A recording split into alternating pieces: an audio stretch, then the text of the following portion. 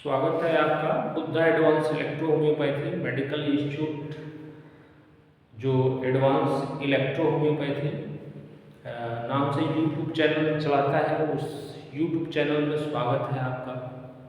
हम लोग जो इलेक्ट्रो होम्योपैथी में दवाओं का जो चयन है, दवा कैसे चयन करते हैं, और हमारा उद्देश्य शुरू से ही रहा है कि आपको न पेटेंट वाला डॉक्टर बनाना, न फार्मूला वाला डॉक्टर बनाना। हमेशा से उद्देश्य हमारे मेडिकल इंस्टीट्यूट का रहा है कि आपको एक पूर्ण इलेक्ट्रोपैथ चिकित्सक बनाना।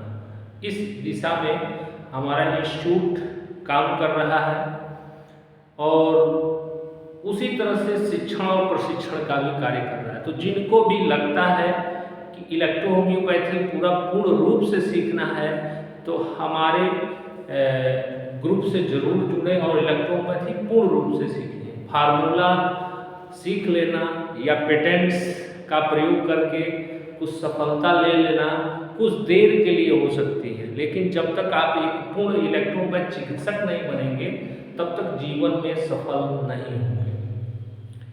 तो आज हम थोड़ी सी जानकारी जो है आपको दे रहे हैं कि how to select the remedy. हम लोग कैसे दवा का चयन करते हैं इलेक्ट्रोपैथी में, ये थोड़ा सा मैं बताने की कोशिश कर रहा हूँ आपको। उसी तरह से हम सिलेक्शन ऑफ डिल्यूशन कैसे करते हैं, सिलेक्शन ऑफ डोजोलॉजी कैसे करते हैं, ये सब हमारे वहाँ बताया जाता है। मेडिकल इंस्टीट्यूट द्वारा जो क्लासेस चलाई जा रही हैं उसमें सारी जानकारी जो है बताई जा रही है और पूरे भारत के लोगों को हमारी संस्था जो है इलेक्ट्रो होम्योपैथी सिखा रही है। निःशुल्क रूप में आप सीखिए हमसे इलेक्ट्रोपैथी कैसे करना है और कैसे सफल होना है। तो इस बारे में थोड़ा सा आपको डेमो मैं दे रहा हूँ। अगर अच्छा लगे तो लाइक, शेयर और कमेंट जरूर करें और अपने दोस्तों तक जरूर पहुँचाएँ जो वाकई में इलेक्ट्रोपैथी सीखना चाहते हैं। तो देखिए, इलेक्ट्रो होम्योपैथी में प्रैक्टिस करने के लिए ज़रूरत है कि हम एक अच्छा चिकित्सक बने। तो कैसे चिकित्सक बनेंगे?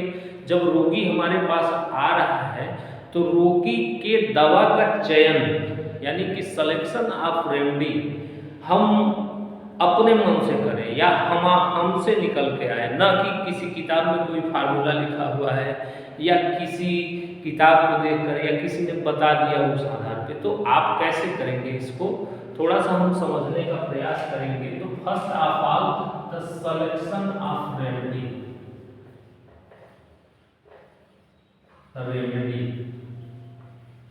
इन ईएच।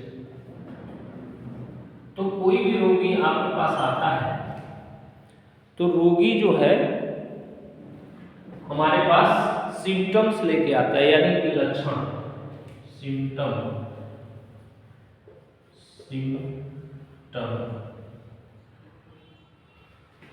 तो इसमें जो सिलेक्शन ऑफ रेमेडी है वो सिम्टोमेटिक रेमेडी,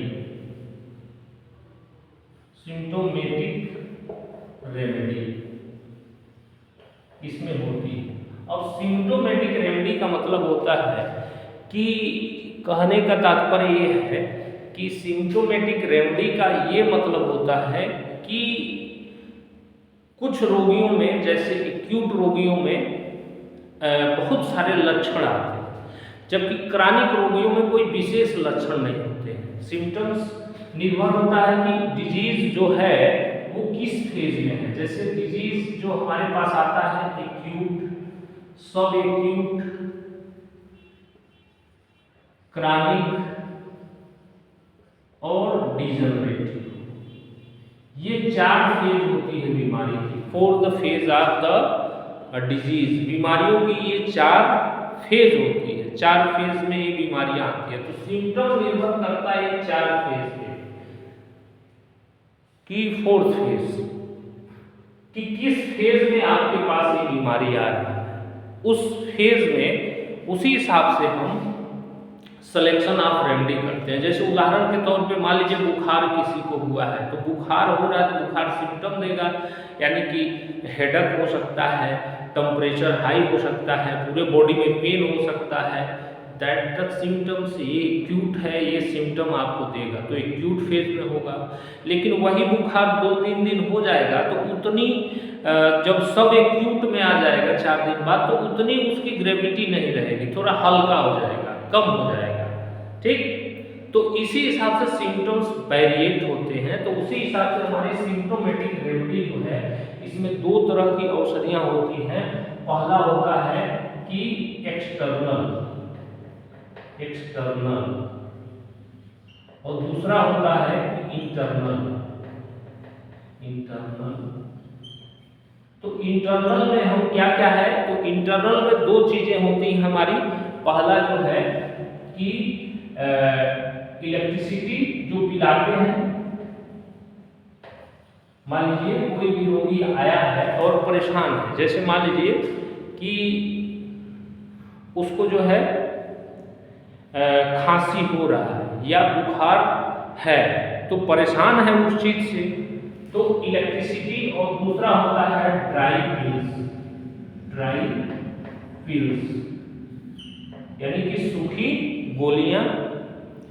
तो इलेक्ट्रिसिटी हो गया और ड्राई पिल्स हो गया। ये इंटरनल रूप में हम रोगी को मैनेजमेंट के लिए प्रयोग करते हैं कि कैसे हम मैनेज करें। तो किस किस रोगियों को कैसे मैनेज करते हैं, ये हमारे डिटेल क्लास में आपको पढ़ाया जाएगा।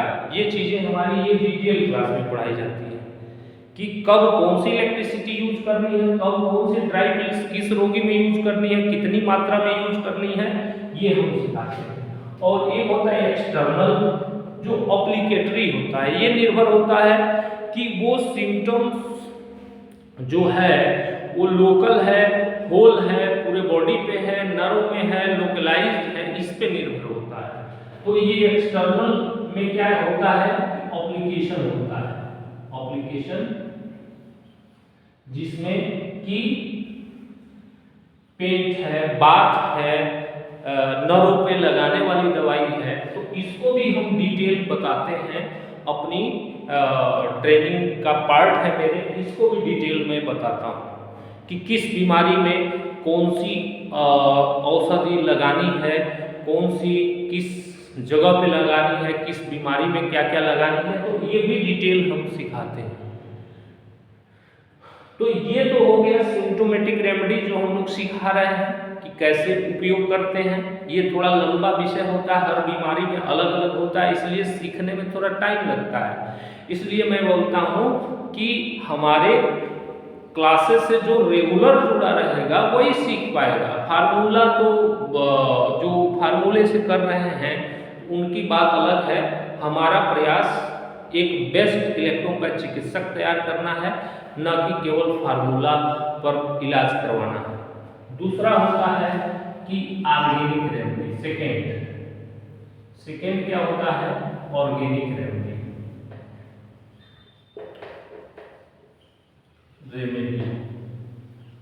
यानी कि अंग की दवाई, अंग में ही बीमारी होती है तो अंग की दवाई हमें करनी पड़ती है। तो इसमें क्या क्या है, उस अंग की क्रियात्मक, फंक्शनल, यानी स्ट्रक्चरल,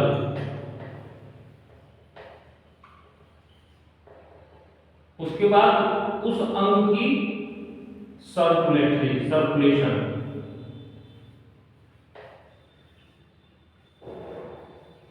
उस अंग का नर्व।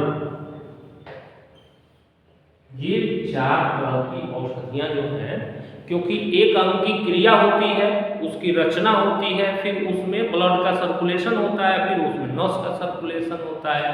तो यहाँ पे आपकी जो रेमेडी है यस ग्रुप, यहाँ पे सी ग्रुप, यहाँ पे ए ग्रुप और यहाँ पे एफ ग्रुप। ठीक, ये कब कौन सा सेलेक्ट करते हैं, ये भी हम ऑर्गेनिक रेमेडी जब पढ़ा रहे हैं किसी भी डिजीज को, तो हम ये आपको सेलेक्ट करने को बताते हैं कि ऑर्गेनिक रेमेडी किस किस तरह से हम देते हैं, किसमें कौन सा अंगों की दवाई हम चलाएंगे। तीसरा होता है कि आपका प्रिंसिपल रेमेडी। Principal remedy. अब प्रिंसिपल रेमेडी माने क्या होता है कि कारण का इलाज, यानी कोई सिम्टम आया कहीं पे तो उसके पीछे कोई न कोई अंग जिम्मेदार है और उसके पीछे कोई न कोई कारण जिम्मेदार है। अंग तो अचानक से बीमार नहीं होगा ना, कोई न कोई कारण होगा उसके पीछे, बीमार होने के पीछे। तो उस कारण का ट्रीटमेंट जो है इस प्रिंसिपल रेमेडी में होता है। तो इसमें किस तरह की औषधियां हैं, तो इसमें जो है इंटरनल और एक्सटर्नल, दो तरह के कारण मैंने हमेशा बताए हैं, इंटरनल और एक्सटर्नल। तो इंटरनल में हम इसमें कॉन्स्टिट्यूशनल, जेनेटिक, टेम्परामेंट,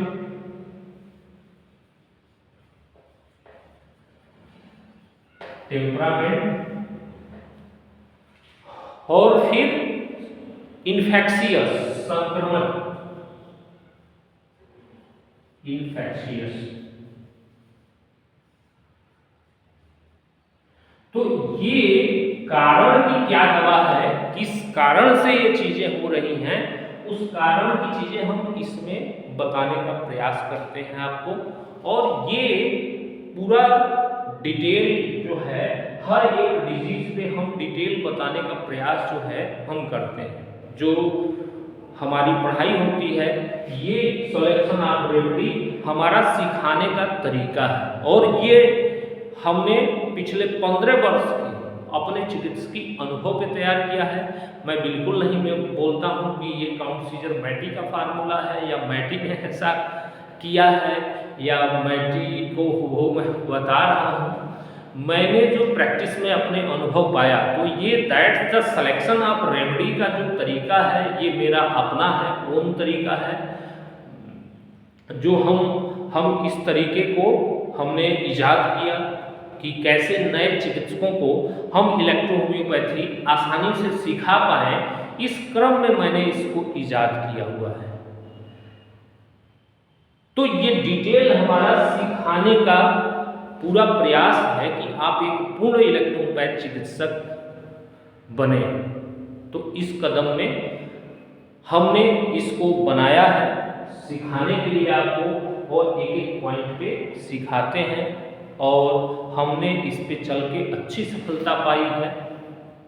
आज भी अच्छी सफलता पा रहे हैं, पूर्णतः रोगियों को ठीक कर रहे हैं। इसी तरह से सिलेक्शन ऑफ, ये सिलेक्शन ऑफ द रेमेडी हो गया, इसके बाद सिलेक्शन ऑफ द डाइल्यूशन भी है इसी तरह से, और सिलेक्शन ऑफ डोजोलॉजी है।